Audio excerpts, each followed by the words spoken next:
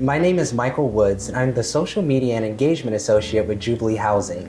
I am joined by Romaine Johnson, a longtime Jubilee Housing resident and LGBTQ+ advocate. I'm very excited to announce that Romaine is our first interviewee as part of our new series where we are highlighting the lives and stories of key stakeholders who make up our Jubilee Housing community. Romaine, welcome. Hi, thank you. To get us started today, please introduce yourself, tell a little bit about yourself, your family, and how did you get involved with Jubilee Housing? My name is Romaine Patricia Johnson, and I am native-born Washingtonian. I grew up in Southwest, which is one of the pivotal neighborhoods to grow in. I went to school here. I graduated from McKinley Tech. I did a whole lot. I ended up with a job after graduation at the Pentagon and Army Intelligence. But I went past that real fast. I just could not see myself sitting in the government chair in the office eating donuts and smoking cigarettes, and then 25 years later, this is what you look like. Other than that, I'm a mom. I had two daughters. I have one now. I left the United States at the age of 19. I attended the outside off-campus Maryland University in Munich, Germany. I did get an AA degree in sociology and psychology, which I wanted to use that for where I wanted to go, and that was be a counselor. I've always been one to want to help someone, and I got that from my grandmother. Living in Washington, D.C. for my grandparents wasn't an easy thing because my grandfather came to Washington, D.C. from the Cherokee Nation in Oklahoma, and when he got here, he got a job in the Labor Department, which he worked that job for almost 40 years. My mom, native-born D.C., my mom was a RN at Walter Reed Hospital as a neurosurgical assistant. My dad was a projectionist. In D.C., if you think about the movies, you can somewhat go back and understand about the Lincoln, the Republic, the Senator, Tivoli. All of those theaters in D.C. were under what was called the district theaters. And my father was a projectionist for those. He also did the lights at the Howard.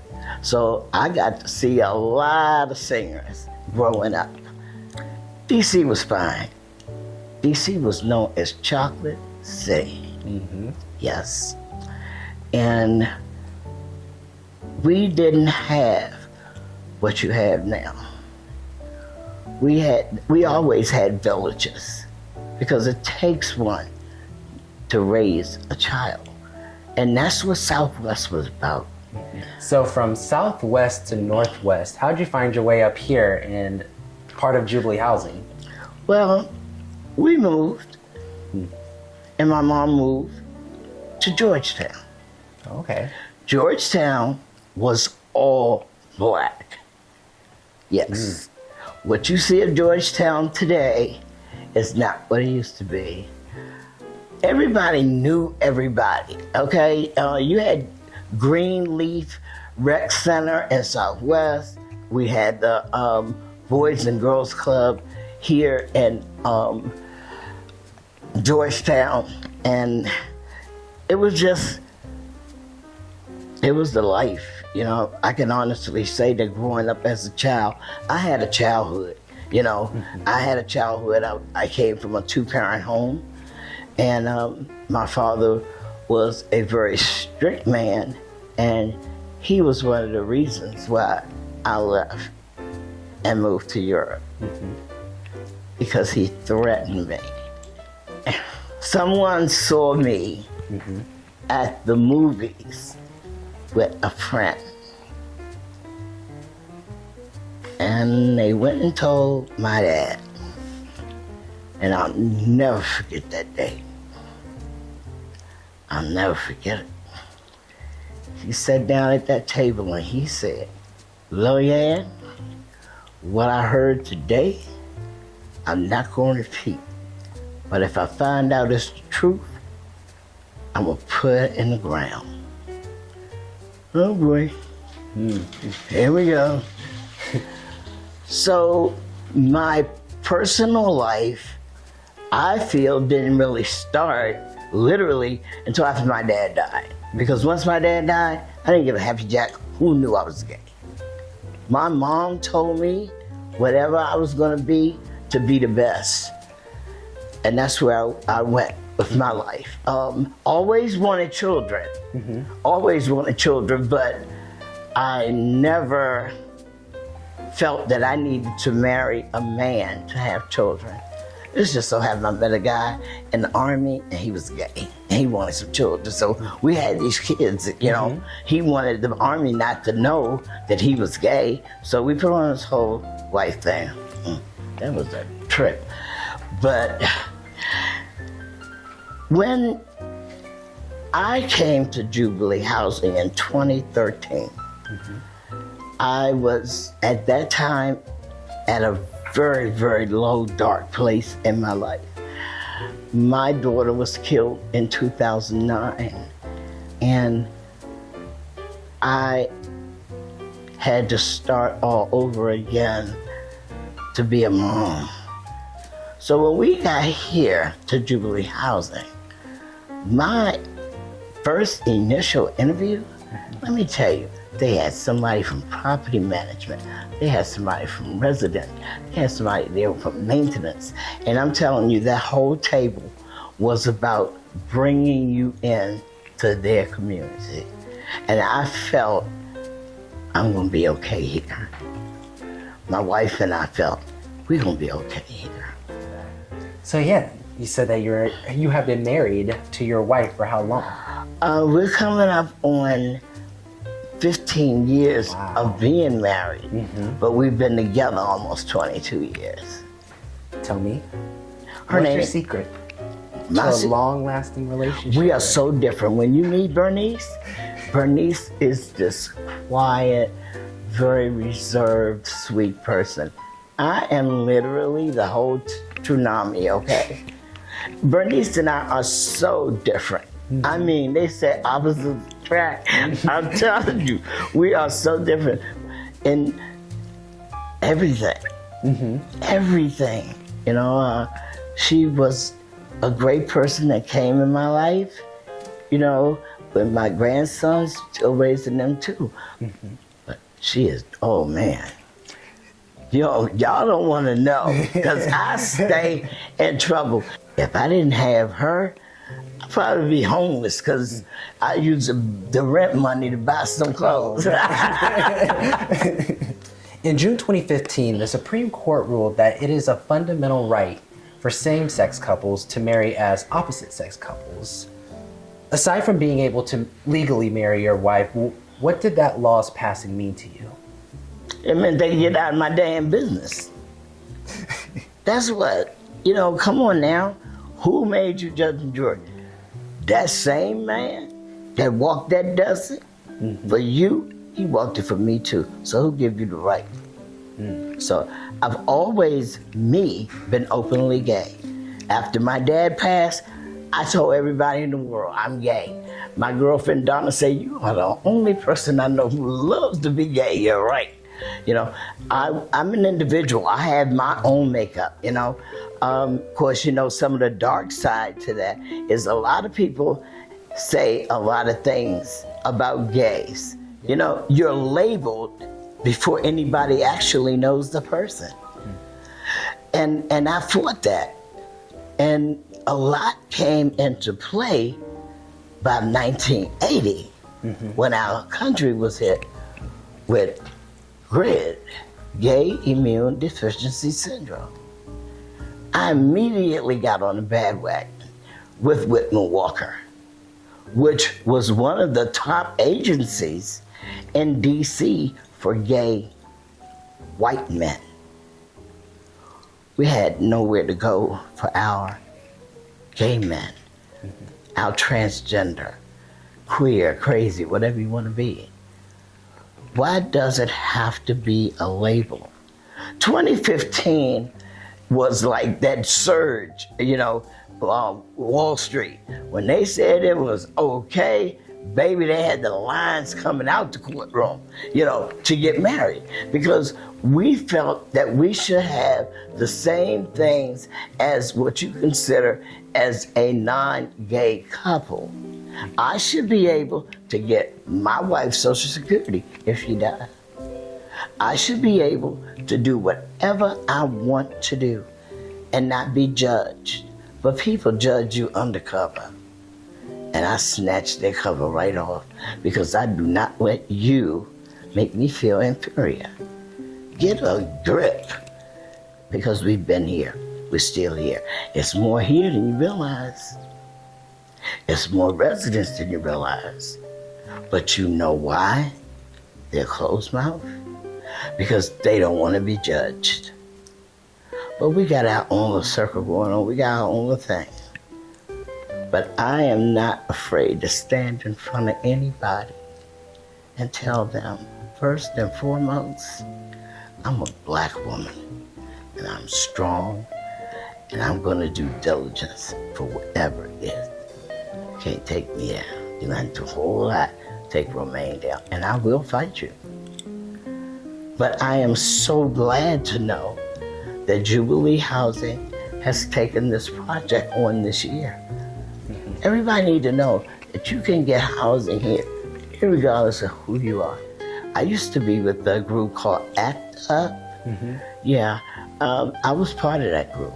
I was part of the group down there at the Capitol where they told me I had to wear a bra, and I said no. So I took it off down at the Capitol. I didn't know it was going to be on 7 News.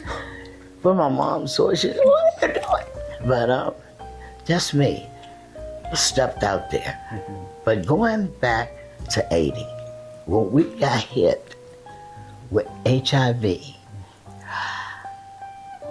everybody thought, and they labeled the white gay. They said, this is a gay white man's disease. What has it got to do with me? By then, I was working with Whitman Walker. I was one of the ones that went out to San Francisco to close the bathhouses. And San Francisco is a very, very big gay community.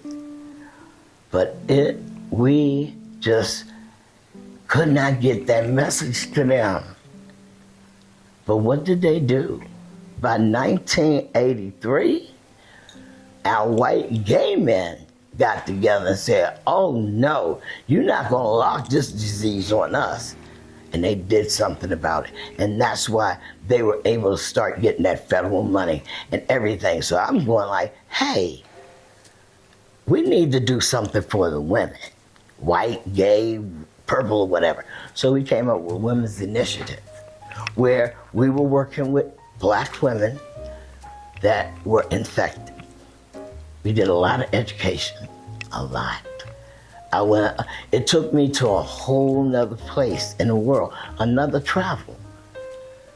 That's when we met our first Alaskan female that was living with the virus.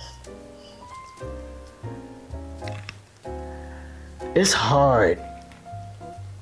It's hard, even to this day. There are still some very ill-minded people out there. It's very hard. When we opened up the first blanket in DC, those panels on that blanket represents the adult size of a casket. And when we first opened it up in DC,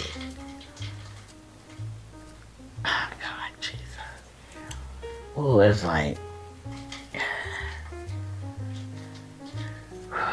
so many people were dying. I had a lot of friends in that blanket. And the following year, that blanket went from the foot of the Capitol all the way to Lincoln Memorial. that way and this way. The blanket got so big, that's why we don't open it up anymore.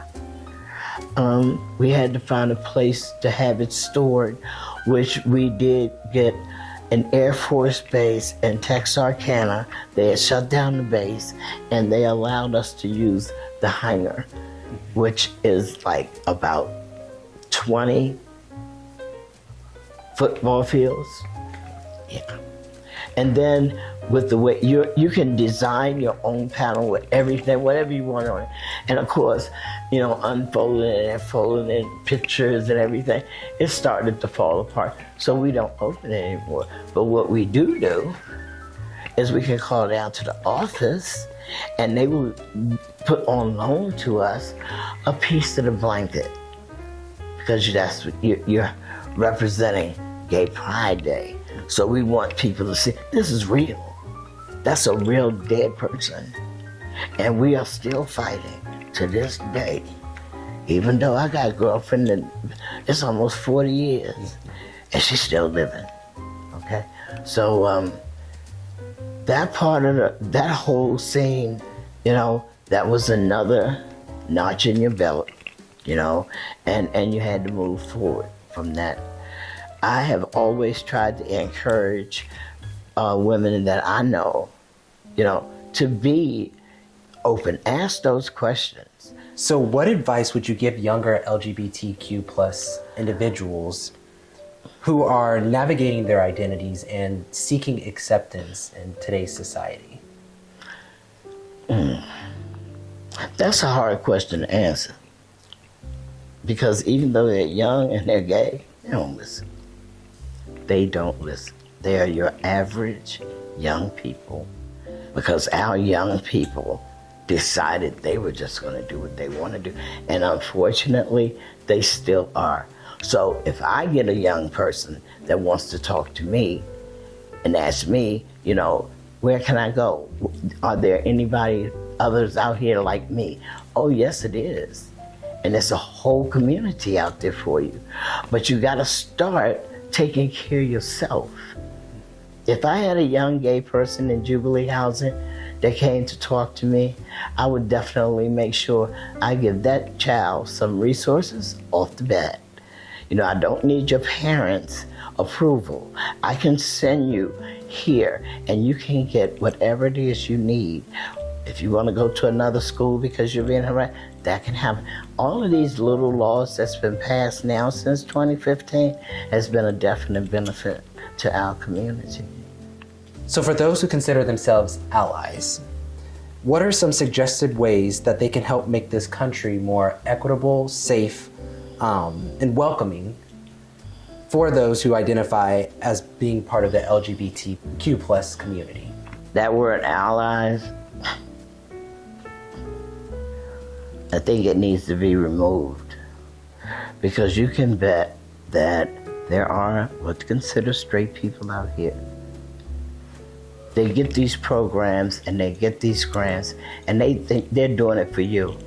They're doing it and supposed to be doing it to help the community, but they don't. So what is your definition then of a true ally, if we use that word? Me, I'm honest. I keep abreast of what's happening, especially the laws, that change to us on a daily basis, really, because it's always something, happening in our world today. So I think you've already talked about this to an extent, but statistics show that 28% of LGBTQ plus youth deal with homelessness or housing instability at some point in their lives. So in what ways can affordable housing providers such as Jubilee better serve the LGBTQ plus community? Well, I think you have to do what you guys are doing this year, and that's putting that word out there. They don't understand the word of justice housing. There's a lot they don't understand about it. But if you give them that key information to get that resource, I will be comfortable sending them to Jubilee Housing.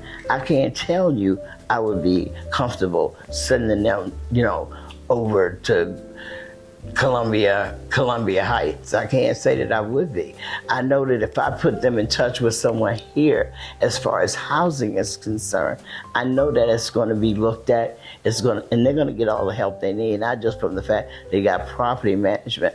I think once they know, and they put that application in or they've gone on that waiting list, they still have somebody that they can call to keep abreast to what's going on. Where's my name on the list? Is there anything that we can do, before I get housing? So you invite them in and you bring them right there to residential services. And we've been doing that since 2016. This kind of ties into that question. What can Jubilee do to make a more inclusive environment for its residents? I think, for me, right now they got everything that's going for them. If you don't see that, that's on you. That's on you. Some people are ashamed. They say justice out. I'm not ashamed. Like I was telling you from the beginning of this, my life ended with one night, with one fall, with one injury. My whole career was gone. Nobody would have been able to tell me that that would have happened to me. And I've tried to stay ahead. And I said, I want something to do. I'm not going to isolate myself or become a prisoner in my own home. I may not go out in the community like I used to, shopping or whatever, but I do come here. Because no matter what, I tell you, every resident that walked through those doors are greeted with respect. I don't care if you're Indian, whatever, Hispanic, you're dealt with respect. And that leads that person on to know they're comfortable enough to come back to you. So I know you mentioned having or being able to provide community resources. What are some resources available for LGBTQ plus older adults? Oh, Lord. It's a lot. It's a lot. Like I said, we got the Village, DC, DuPont Circle Village. They have got to want to stay involved. A lot of persons at my age, they made up their mind that it's done now. They're no longer on the club circuit, But I try to tell them, you ain't dead, It's here. I can give you 10 places that older gay people can go, that they're socially, spiritually, it's here. All you gotta do is ask. Don't sit there and talk about what you want, but you don't ask nobody where it is. And again, resources come up out of Jubilee Housing through other people.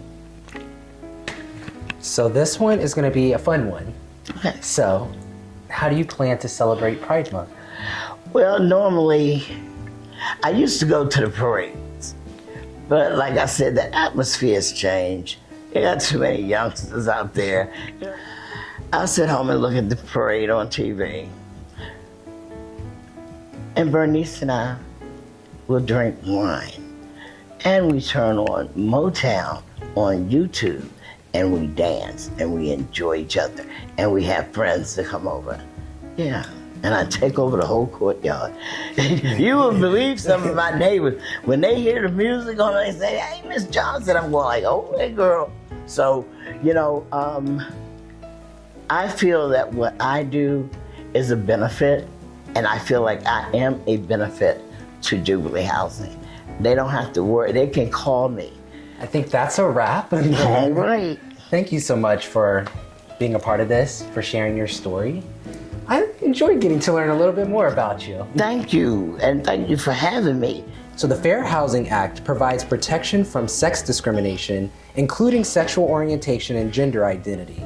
If you believe you have experienced or are experiencing housing discrimination, you may contact the Department of Housing and Urban Development's Office of Fair Housing and Equal Opportunity at 800-669-9777 to file a complaint. Thank you for tuning in to Jubilee Voices. Until the next time.